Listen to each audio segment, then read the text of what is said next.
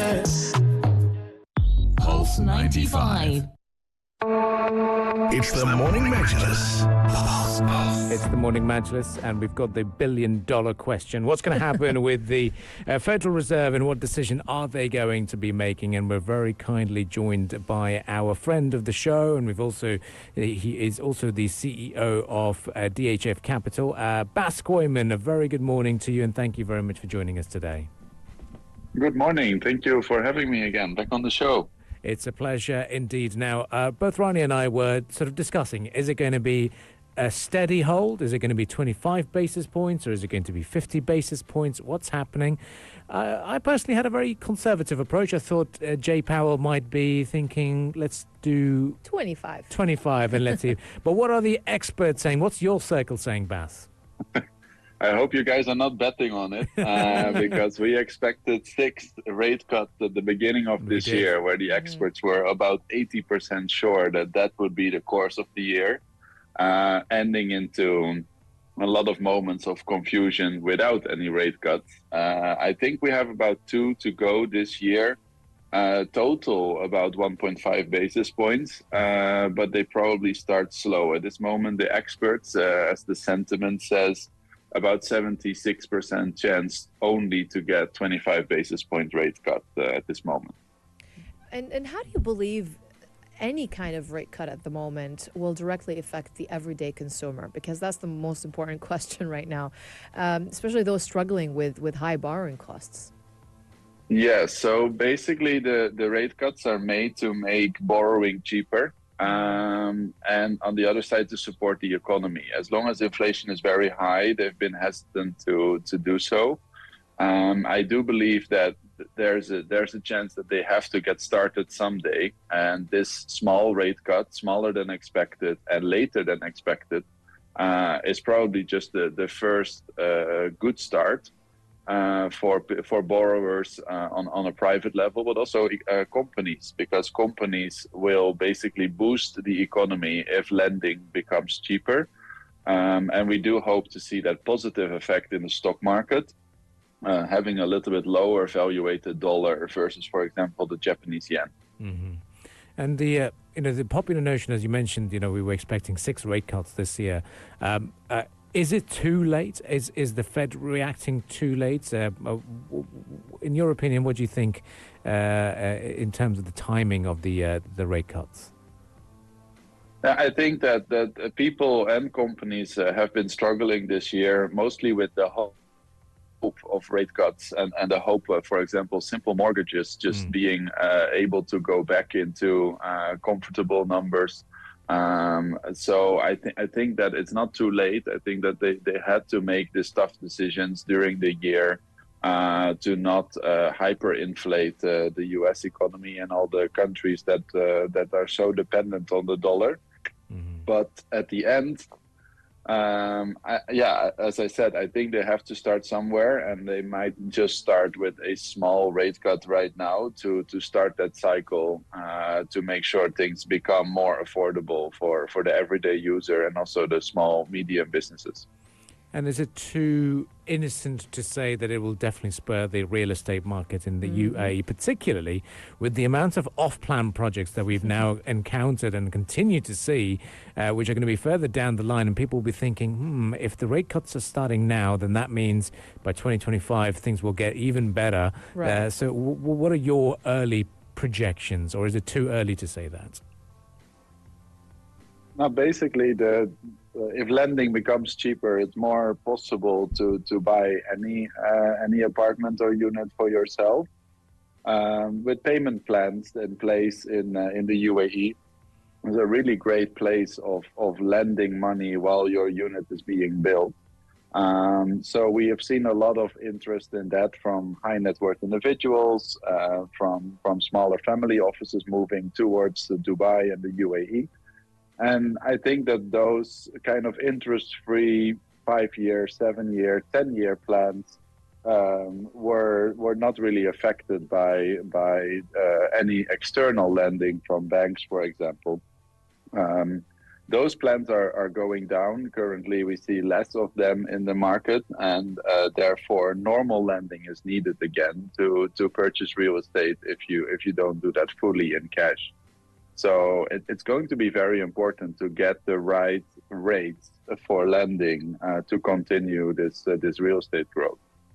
So, continuing on that point, so what is the golden advice that you give home buyers at the moment that are feeling kind of cautious? Should they jump into the market right now? Should they wait out a little bit? What is it? What should they do? Yeah, waiting it out for maybe a few rate cuts can be better for lending in a let's say more economic way. I've heard people who had certain loans on their mortgages, and they almost got into trouble. Salaries didn't raise as much as the rates did raise, and if you're lending too much, or if you're lending towards your maximum, and the rate cuts are not coming, I don't think that is very smart advice. So I think the biggest goal is to never lend more than that you're comfortable of, and if you do that right now, it technically only can get better with expected rate cuts coming up. But if you rent it at your maximum, if you lend it at your maximum about 1.5 years ago, and you see the inflation going up and the rates going up like they did, you can get in serious trouble if your salary doesn't comfortably pay your mortgage anymore due to the economy and the rates. Yeah, very true. I mean, in terms of other things that have been going around, apart from the borrowing costs, is going to be gold prices. Gold prices. Oof. What's going on with that, Bas? Yeah, gold is through the roof, and I think I told you a few months ago. Did. Now, did. Gold, of course, is really pushed up by the international and geopolitical tensions. First, we had the situation in Ukraine. Now we have the situation in Gaza. It's very tense. It's very and gold is the safe haven for investors. It's the safe haven for hedge funds, and it's pushed up by mostly those geopolitical events. Gold can even be pushed further up if we get rate cuts, because technically that weakens the dollar versus, for example, Japanese yen, but also versus gold.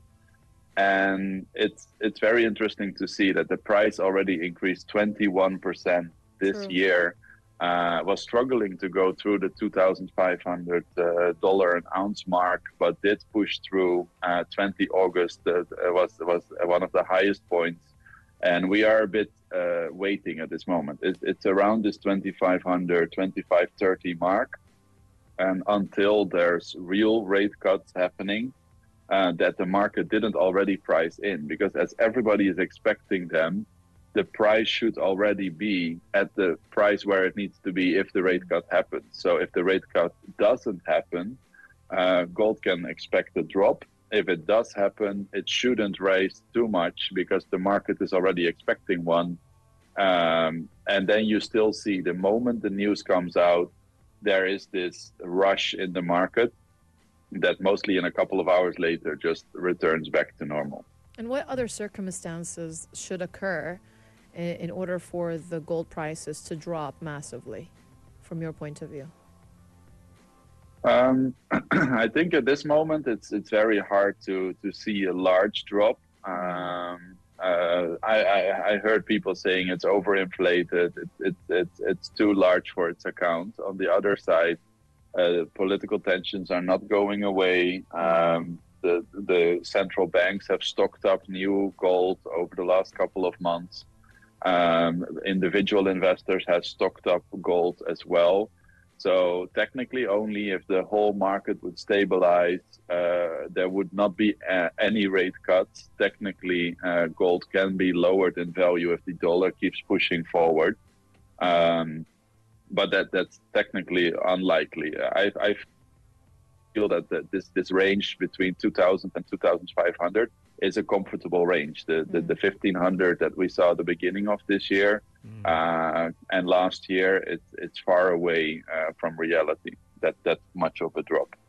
So pretty much stay put and not to use this moment to cash in and liquidate your gold at all. So that could be the general advice. Yeah, it can be. If you did it as an investment, you made 21% this year, which is an amazing investment as a return on your funds. On the other side, it is and stays a stable asset to have, and I always advise people to have about 5 to 10% of their net worth in gold, so that you always enjoy the general run that every year is probably about 8 to 10 to 12%, and this year has been exceptional. It certainly has. Well, Bas, once again, thank you very much for joining us today to give your insights about the Federal Reserve's decision, which we are expecting in the UAE around 10 p.m. Local time, when America, or when Jay Powell does his press conference later today for the announcement. Well, thank you very much for joining us once again, and we look forward to welcoming you back in the studios at some point soon. Thank you so much for having me, guys. Thank you, Bas. It's been a pleasure indeed.